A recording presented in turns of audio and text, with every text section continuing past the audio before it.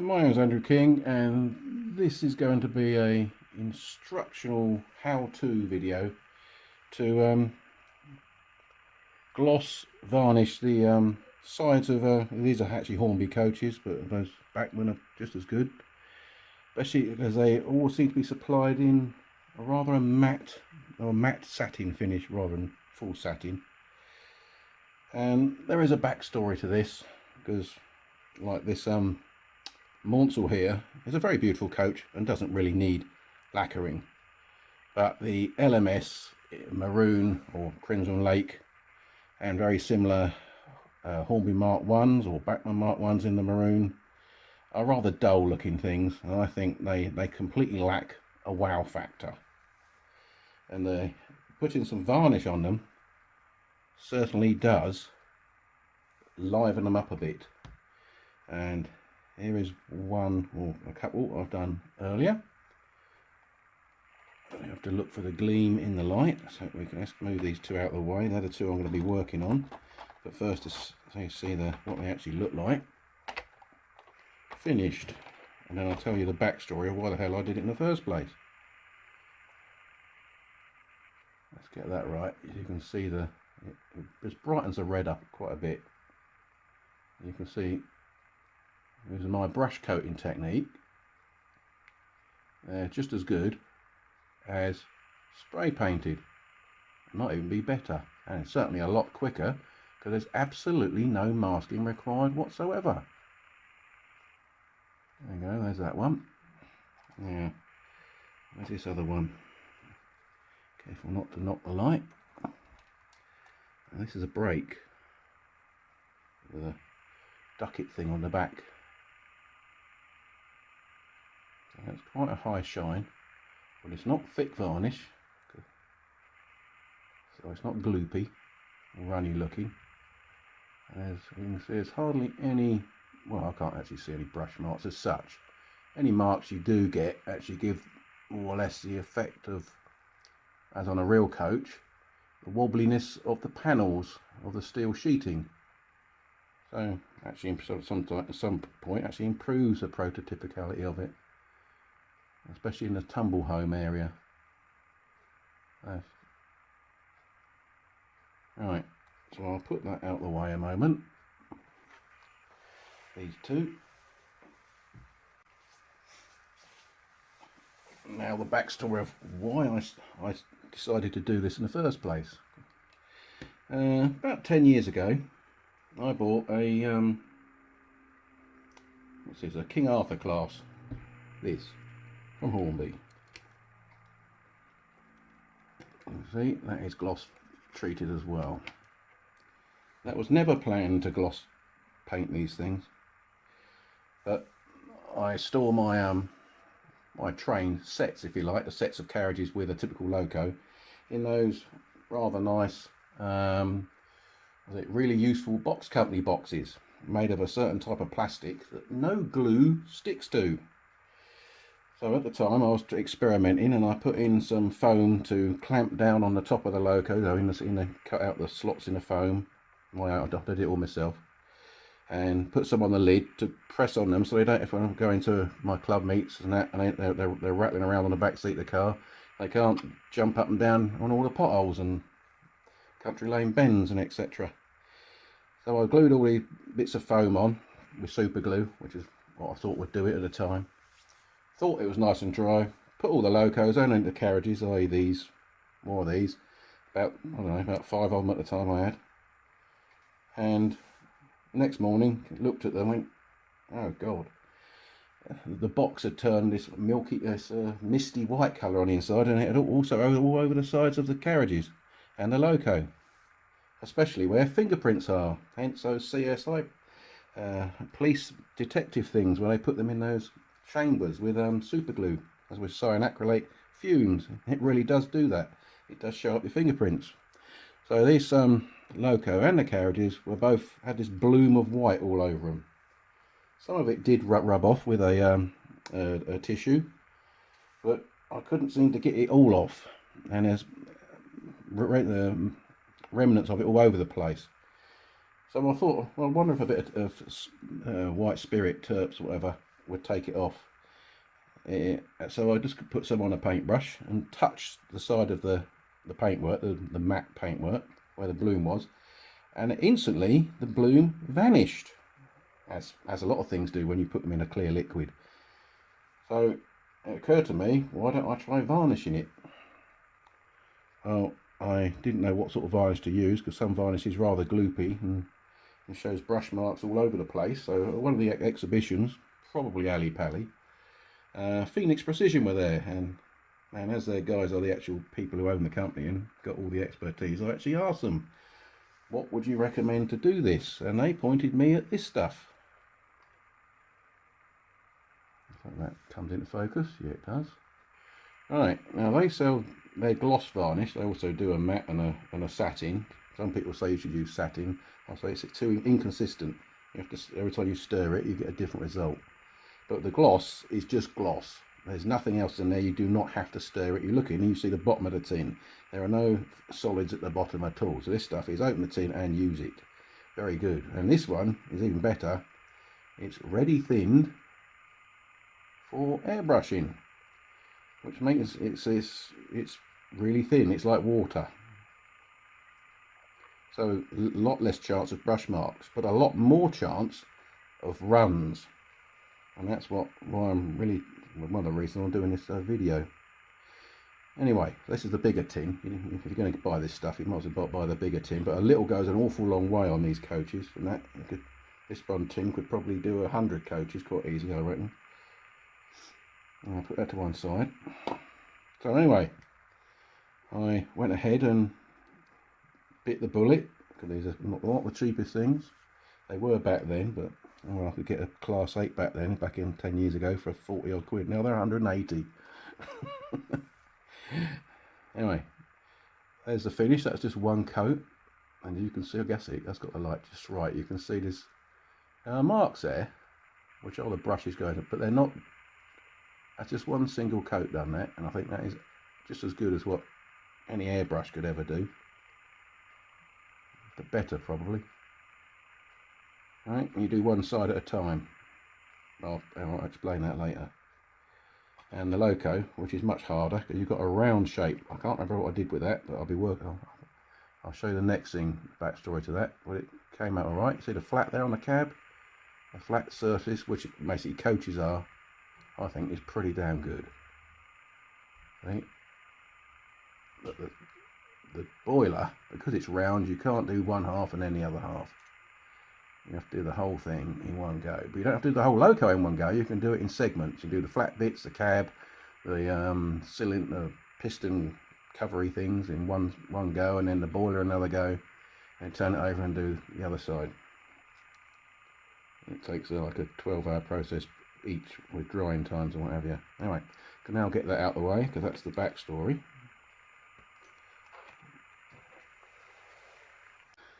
So, how do we start painting these things? So there we go, in the matte. It's nice, but it's dull. When you're going around the layout, these things just look basically boring.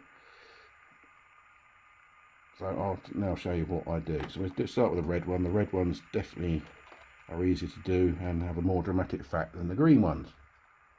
So the first thing to do, you need one of these. This is a cheap and cheerful ladies' face powder makeup brush, and I'm pretty sure it'll be mentioned many times in how to do model railways and whatever. They're very useful. Don't use a used one. Make sure you buy a new one. Don't get an expensive one. You just want any old one to do. They're nice and soft, and any dust in them you can flick it out first. By the way, I've completely cleaned the whole area with a kitchen towel in damp. You don't want any dust flying around anywhere while doing this, because it's very prone, because you lay them flat, everything potentially is landing on it. So the first thing to do is dust it off. Even though this looks pretty clean to start with, I dust it down. Got my close-up glasses on it so I can see anything. I always try to hold them on the ends like that with your fingertips, preferably. So you don't want any fingerprints on it. So I'm going to deal with that anyway, just in case there are, because we don't know when these came from the factory in China. How many Chinamen have handled this, or anyone else come to that? A lot of these carriages of mine are second hand off eBay and what have you. So it's best to do these in a small batch rather than one at a time. It takes forever if you do one at a time with this paint drying, lacquer drying process, taking overnight at least.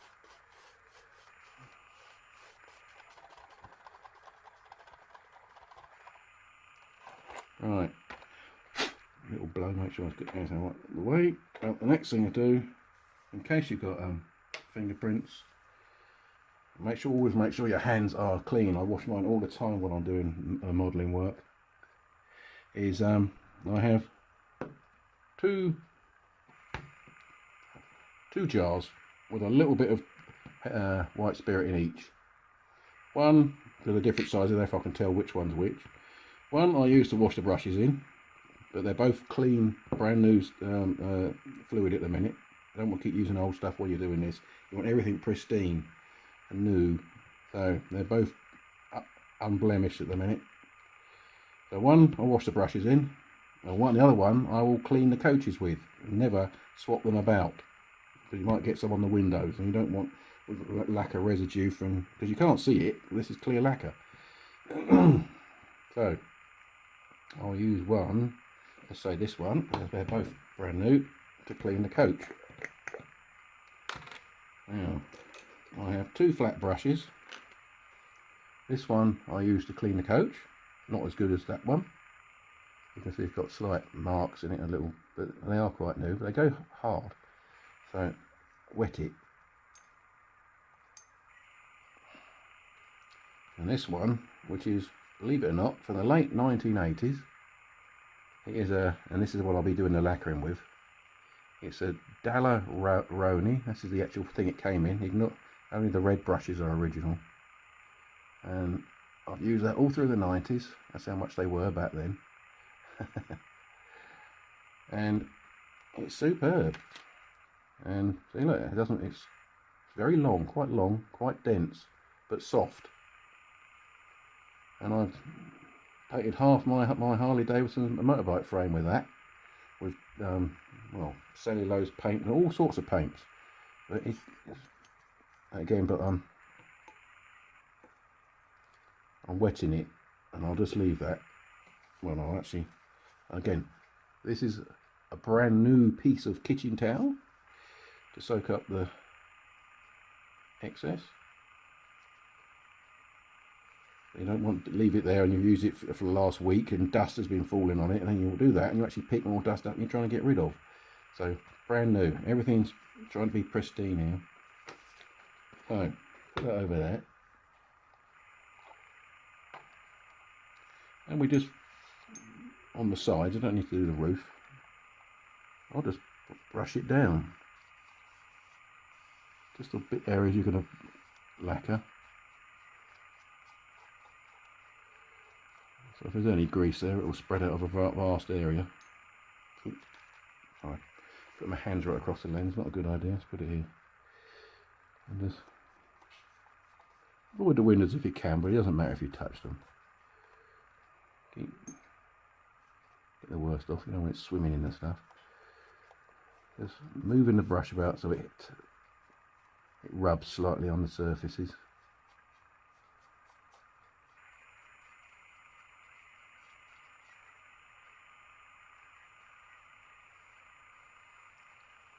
Right, turn it over, do the other side. So we're degreasing.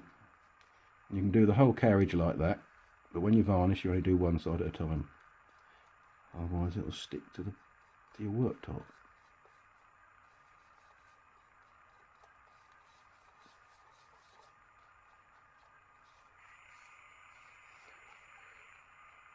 You don't want to do this sort of thing with your best brushes anyway, because that's what makes the ends curl up. This constant stomping about sort of lark.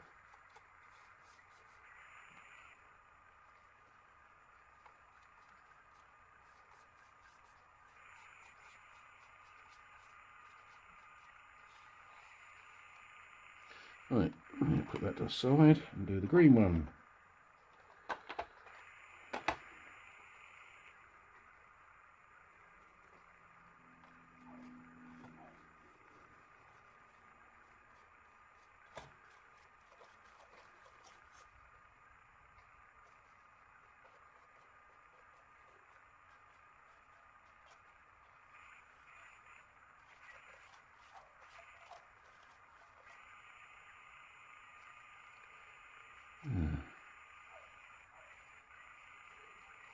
If you hear any wheezing noises while I'm being right quiet like that, that's my nose. I've had COVID and it's left a hole in my nose, so it whistles.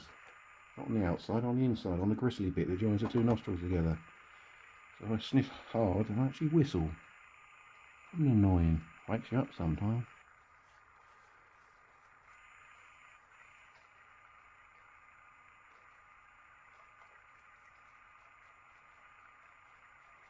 This is the more tedious bit with these little thin bits. But the one brush, that big brush, can do all this. You don't have to keep changing brushes. That's another reason why it's quite easy to do, and it's fast, and therefore you keep a wet edge, I think the technical term is, so you don't get pickups and rough bits.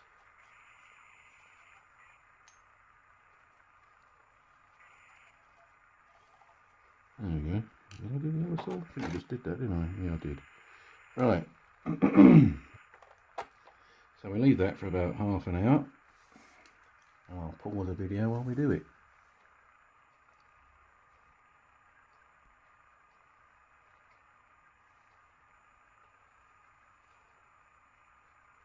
Right, I'm back.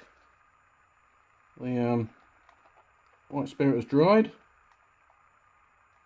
and I just remembered while I was having a cup of tea is another reason I was doing the carriages is mainly because they're a lot cheaper than that Hush Hush Loco, and that is what I really wanted to varnish first.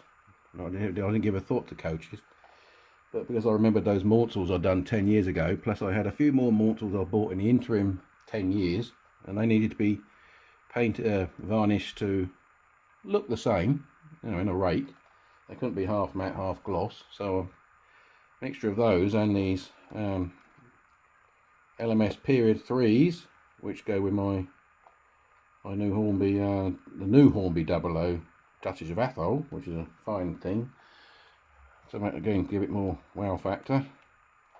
So that's why I'm doing the coaches, is so that at the very end, not part of this video, I have to bite the bullet and varnish that Hush Hush, the Loco itself. The flat areas are easy, but the round boiler bit isn't, and I hope that it doesn't run, because you've got to do both sides in one go.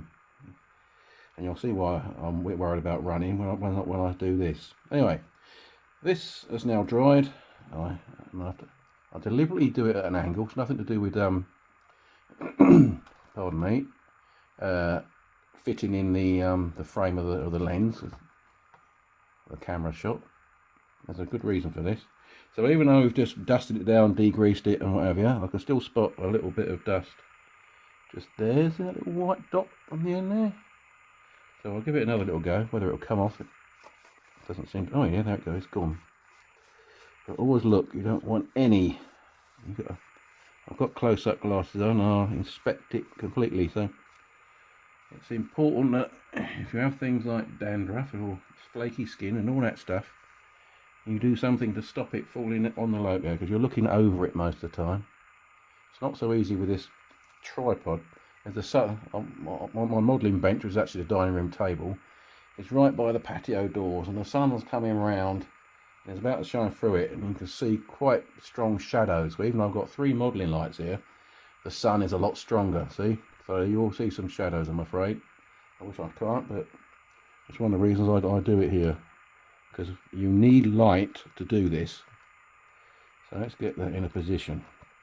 I'll tell you why it's at an angle like this, because you start off as a technique, an order of varnishing this. You start off with the, oh, that makes a good point, doesn't it, that white end, like a fishing float. You do this along here first, just above the window line. See the second yellow line down, if you like. Good stopping point. You do all that in one go. Then you do all the vertical bits between the windows down to the next pinstripe, whatever you want to call it, all the way down in as few brush strokes as possible. When you do that, then you come back to the beginning and you do these, and you half overlap. So you do like a stroke down, stop, stroke down, stop, and you will get varnish on the step there and at the other end, and that's why Right, this other brush that I use to degrease it comes in handy. Why you don't need to mask. So let's put some dust on there as well. Get that off, ping it off. So I will open the one of these, the one for cleaning the brushes. It's brand new, doesn't matter. And I'll wet this. Better do it in front of you, you can see what I'm doing. Just about see it. You wet it. Get the worst off. Leave it wet. And just put it to one side. And then after you've finished it, all the varnishing, you will inevitably have got it on the foot, on the foot steps, and you go like this, and you take, and just, even if you can't see any on there, because you don't want to pick, you do not pick it up once you varnished it. That is critical, because this varnish is very watery. It will run. You have to keep it level at all times. So then, you know, I would do the other side sort of thing, like that, and that wipes it off, and then you wash it off and soak it on your bit of paper. So you basically wash off any over, what do you call it, a bit like overspray, overbrush, whatever you want to call it. So anyway, keep the terps handy. Get back to the remember, this is the ready thinned one. You can use a non-thinned one, but you might get the odd brush mark. So I open it up with my 1930s or whatever it is screwdriver I use for this. Side. Okay, I don't know if you can see in there. No, you can't. But you can look right down to the, no, you can't see it. Oh, you can. There you can see it. You can see the bottom of the tin reflecting silverish or goldish. It's like water. See it flopping about? It's like water. So I need to put this where you can see it. Oh, this is a tricky bit. So let's get that so it's fully viewable to you. Shame it's in shadow. Shouldn't do. It's got 3 lights on it. Let's put that there. Can you see that? Oh, damn it. Get over there a little bit. It's always holding on the ends on the doors. Or what they call it, the, what we call these bits, concertina things on the end. Communication doors. Right. So that has already been wetted from before, so it's flexible. See, it's not stiff from the previous time I used it. And the reason I do it at this angle is because I first of all do the black line, or the guttering, or whatever you want to call that bit, and I using your forearm bit resting on the edge of the table, and using the other hand to support underneath it, so you're not wobbling like this if you've got a bit shaky hand. I basically haven't, but you'll see it shake a bit anyway. I hold it on. I haven't got any varnish on here yet, but I don't do that, the edge like that to do it. I deliberately keep it almost flat, so it's just resting on that raised guttering only. And using your hand on the edge of the table to rest your arm on, it's possible to go along there in one go in a reasonable smooth action. I'm going to have to move this over, I'm too far one way. That's why it wobbled a bit. It's a shame you can't see the varnish. I'll have to demonstrate it here, just how much varnish I put on, because that is important. Right, I'll put that there, so we can hope you can see this. And the brush soaks it up on its own. What you don't want it's almost dripping off. So I just wipe a little bit off the edge, just a little bit. You want it thoroughly soaked, but not dripping. Now I'll move the brush out of the way, it gets in my way. I mean, sorry, the tin. Alright, here we go then. Let's let me get this right. So, we have the varnish. We touch on there. And we just go along in one easy movement. If you can. Like that. And it doesn't touch the silver roof. Okay. The blooming sun's coming out now. This is not what I want. Should have done this earlier in the day, right before the sun came round. I'm in the video now and I can't stop, can I? So, I'll move it over here a bit. So we start off here, and it keeps its shape very well, this brush. Let's see it. There, see it better there. See, there's no bits poking up, sticking out any angles. So we put enough, we we're constantly adding more varnish to this brush, even though that brushful could probably paint half the coach quite easily. So we start off up here and we do the top bit. Now you're not trying to spread it out, you actually want it quite liquid. Run it along just above the windows. If any bubbles like that, go back and pop them. But you're not trying to save varnish here, you actually want it wet. See, it's quite watery around that, whatever that thing is. Drag it across. Any bubbles you see, pop them with the brush and carry on. Don't hang around. Well, it's got to be watery. It's got to float on the surface. It looks like if you put it at an angle, it will run. And these end little bits here where the windows, you go on the very corner of the brush. Or is it there? Oh, you can't see it there, can you? Right here, and you go down and you get into that window frame there. Right, so I've gone along there. You can see it's glossy, as in watery glossy. More varnish. I'll just do this bit here, going down the edge, down to the rail, again across here, that bit like that, down to the line. Now here we go down just into the window frame there for the door, and we go down in overlapping half strokes. So each stroke overlaps the other one. These ones are perfectly done. That's it, just over the line. Exactly brush width. Now there, as you see, I just touched the window. So with this one, quickly get rid of it. Like that. But don't move on, we ain't got time to. That'll probably be alright. Done it again, hasn't it?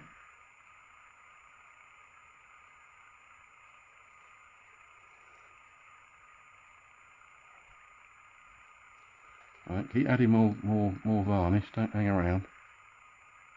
That sun's not helping. Overlap a bit. Something there, I don't know what it was. Overlap a bit there. That's it, down the window. Like that, and it's watery. You can see it floating about. Now, quick. That sun is not what I want. It's making this plastic. Right, down, overlap half, half, half, half. Go up to the window because we. Right, add more varnish. Wipe a bit off so it's not dripping.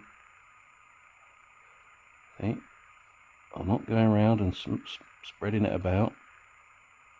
There we go. Bit more varnish. Let's go down the whole thing like this.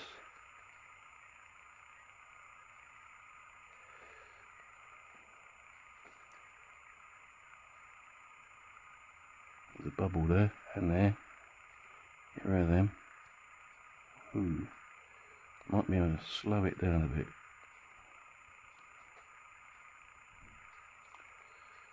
There you go. You can't see what I'm doing, can you? It's the blooming sun again. Could make a problem with this. Typical, isn't it?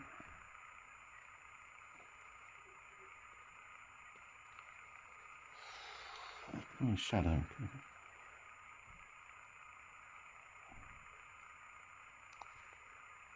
There's a bubble there, and a bubble there.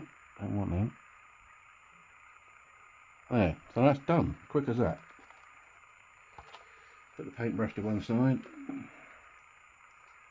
Don't waste any time. And I know that window got touched. Where did it get touched? Just there. So using the other one, just spread it out so it doesn't notice. Now, also now it's on the steps. And like I said, do not pick it up. Can you see? Yes, you can. I'll get this out of the sun soon. Just want it to dry as slow as possible. Like that. Keep it level. Do not leave it on its side. No. Don't let the brush touch the varnish. Just move it up. Oh, damn it. I'm just going to put it in the varnish instead of the terps. Damn it. One jar looks very much like another. because if there is something, I can always put some matte varnish over it later and just wash that off like that. Right, that is done. Now, I'll now put this, take it out of the sun, hold it by the ends, can you see that? The bogies like that, and hold it level at all times. Do not tilt it. Now I transfer it into a plastic, a genuine Tupperware box. Tub, we call it. It's a foot square. It's ancient, but that's irrelevant. But they have a nice lid, and it is what my mother keeps cakes and things in. But I thoroughly washed it, and I've taken it over. She has proper cake boxes these days. And I put it in that and put the lid on, and then no dust can get at it. At no point do you rotate it in any form. It stays level, and you put it in a box, and the box is on a level surface. So if any runs, is more to a spread out. Right, I'll do the same with this one, the green. The green doesn't take the varnish as well as the red for some reason. It did 10 years ago. I don't know if they changed it slightly, but whatever. Anyway. So give it another brush. And that sun's becoming a nuisance. I'm going to try and pull the curtain closed. That'll wobble the tripod while I do this. And I'll just get it, stop it, because it's got heat in it, the sun has. I don't open the door to cool it down, because that'll probably blow the curtain. Yeah, is that better? Oh, it is actually, isn't it? Ah, it's much better. Okay, so the green one's been done. So I just did this, didn't I? I forgot what I was doing there. Oh, this is an awkward one. The football goes all the way along. That's a nuisance. I'm not masking it, so you get the same varnish again. Do the same tactics of doing the gutter rail. Can't see any dust on it. Have a good look before you start. Little bits of fluff, what have you. Alright, dip it in the varnish again, so it's saturated but not dripping. Right, let's get this right. Touch on and drag across.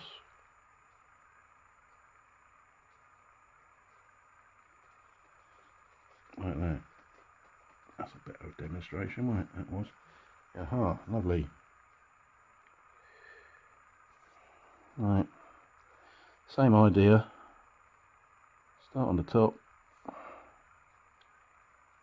Drag it across. I think we'll get this right. It's not so easy with the camera here. Or should I say phone?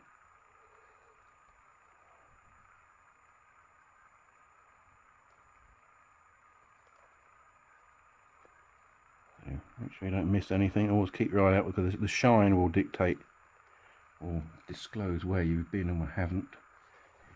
Any dry bits.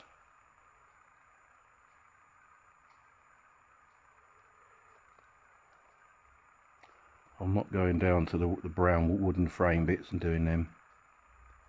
They're pretty good as they are. Just stick with the green. Ugh. Put too much varnish on that bit, haven't I? Thought I'd wipe that off. Yeah, swamped it, that is.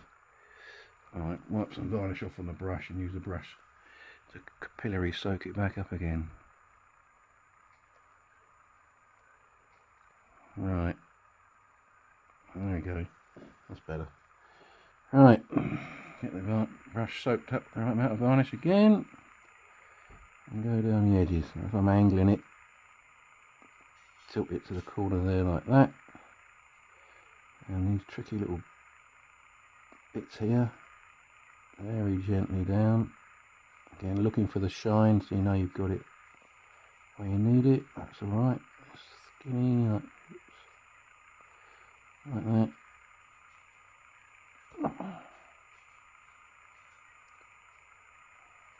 So if you do want the shine on the wooden bits, you could probably do that with a very fine brush like afterwards. We haven't got time to tart about, I'm afraid. Just a bit there. Down, down. Can you see? Alright. So this has to be done quick. So we don't want picking up. That's why I'm doing it in stages down to a convenient line. That has a good, helps disguise the start stops of each section. Right. There you go. Right, back to this end.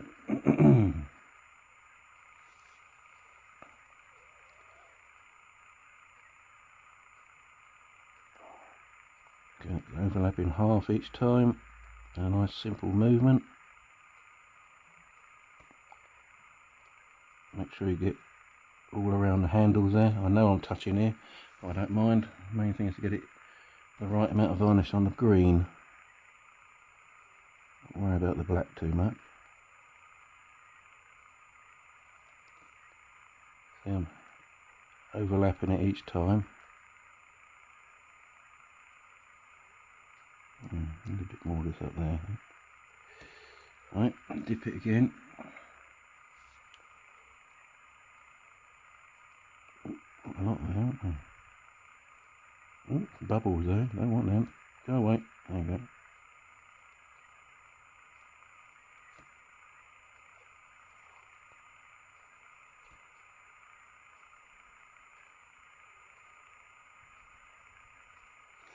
More. It feels still right.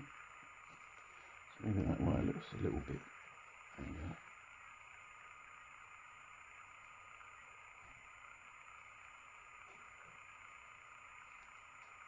It's bubble. Watch out for them.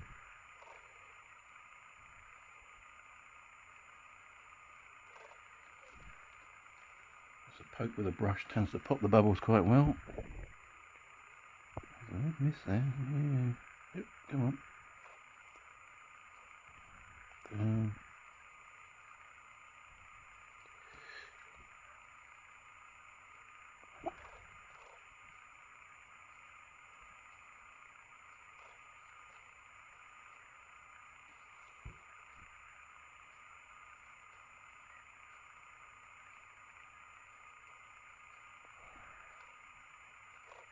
There we go. That's all bubbles gone, I think. Hopefully. Alright, brush aside. Now I know I've got it on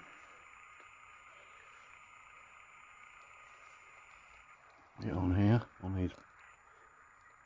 This is tricky, this. Not sure I want to do this. Can we do it here? Put the brush down there. I'll probably do it like this. That's tricky.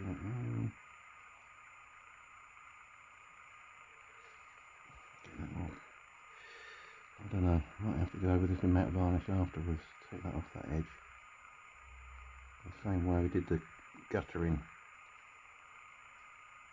So the brush actually angles up at the tip, so it doesn't touch the panels. Go over it again.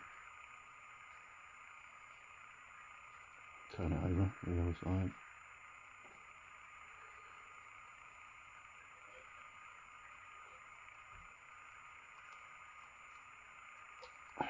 Okay.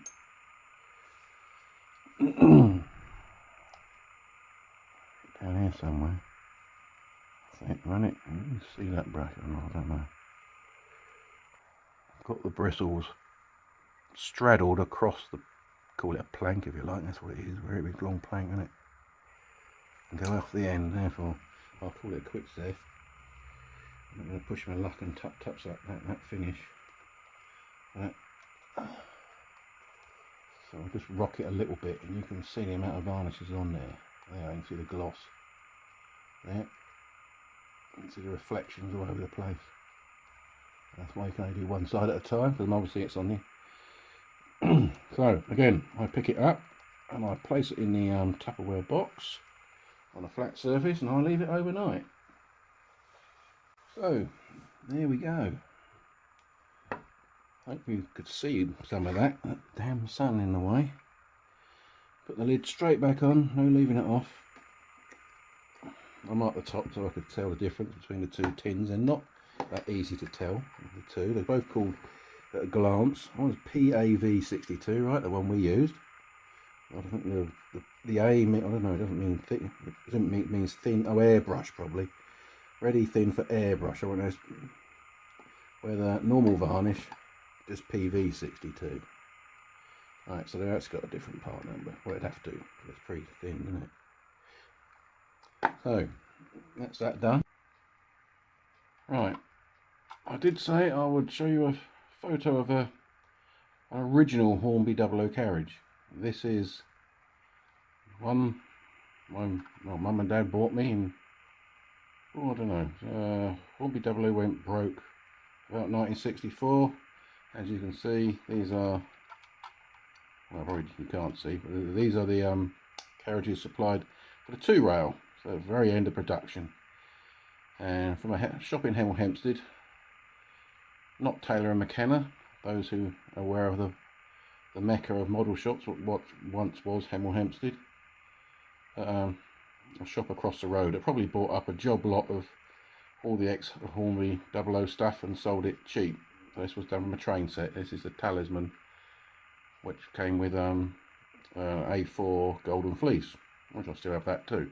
But this is about showing you how even then these things basically had flush glazing, and as you can see, they look pretty good, much better than the trying things around at the time. They're not to scale or anything, but they give the impression they're right, and they're very shiny, and they don't look bad. You can see the windows are right up there because it's tin plate, very thin matte metal, with a printed, not sprayed, finish. Anyway, I thought I'd show you that. That's not from second hand. That is actually, I've had it all my life. I'm now 62. Right, now I'll show you the 2 carriages that I did show you in the video. These are the real ones, not the best ones I picked from later. These are the actual ones. And you can see what the results look like. Let's move that 00 out of the way. There you go. Right, so hopefully you can see the finish as I go along, catching it with the light. And back again. I think the odd bit of dust did get, oh, that's not there, so yeah, the odd little diddy bit of dust here and there, but you won't notice it. Let's turn it around and show the other side, the more express side. And what can you see? Oh, get it in focus. I think that's in focus. What I'm worried about it, note that the door frames, the door sliding windows are that, well, I presume they were supposed to be mahogany or something. They weren't green anyway. I'll show you something in a minute. There you go, there's that one. That's the Maunsell satin-matt green one. And now over here, the LMS.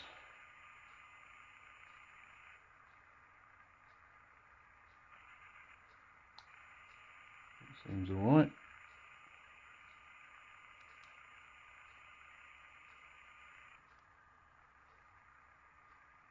Not too shabby. Okay. Turn it over, look at the other side.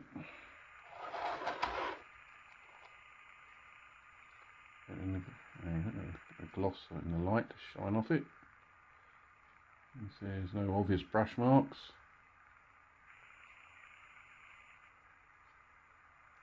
Focus or not? I think so. How do it square on?